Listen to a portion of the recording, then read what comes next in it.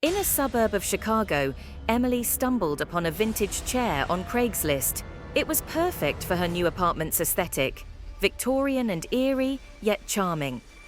Excitedly, Emily messaged the seller, an older man who quickly agreed to deliver the chair himself. He insisted on bringing it late at night, citing he was a night owl, which Emily naively agreed to. When the man arrived, he seemed harmless, albeit a bit too eager to leave quickly. The chair, though exquisite, had an odd musky odor and faint scratch marks along the arms. Emily chalked it up to its age. That night, while trying to sleep, she heard whispers. Assuming it was her neighbors, she ignored it until the whispers grew louder, coming distinctly from the chair. Freezing, she listened as it spoke words in an unknown language.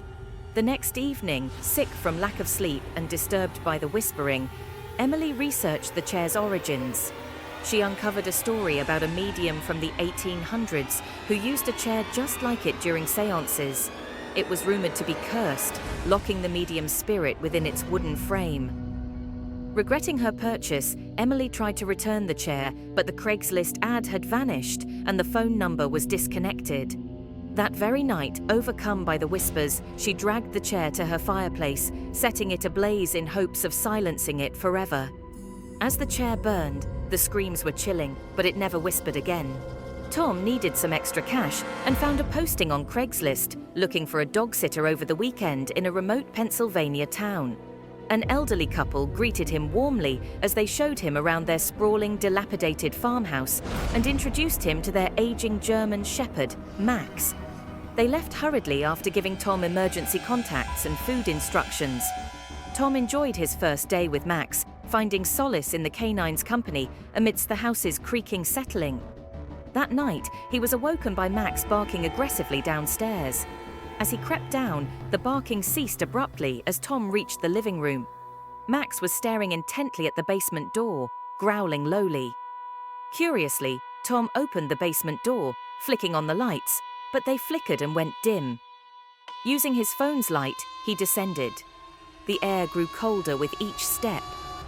At the bottom, his light revealed dozens of old, faded dog collars hanging on the walls and a large bloodstain in the center of the room. Panicking, Tom rushed upstairs, packed his things, and grabbed Max, deciding to leave immediately.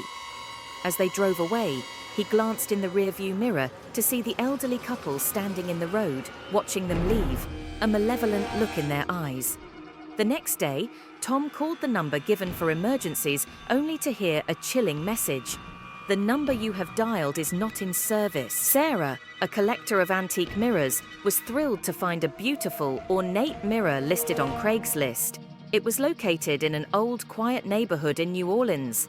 The seller, a soft-spoken woman, warned Sarah that the mirror was said to house the spirits of its previous owners, but laughed it off as superstition. Intrigued, Sarah took the mirror home, placed it in her bedroom. That night, Sarah awoke to see figures moving within the mirror's reflection, not reflected from her room but as if scenes from another time played out. She watched, horrified as different tragic events unfolded. A woman weeping, a man screaming in agony, a child's silhouette disappearing into darkness. Each night brought new horrors until Sarah, sleep-deprived and desperate, started investigating the mirror's history. She discovered that it was once part of an old manor known for tragedies including suicides and accidental deaths. Believing the mirror was a portal, Sarah returned it to the woman, who refused to take it back, saying, "It has chosen you." Unable to rid herself of the mirror and its curse, Sarah covered it and locked it in her attic, hoping to contain its horrors. Occasionally, at night, she swears she can still hear the faint echoes of the souls trapped within the mirror, each crying out for release they would never find.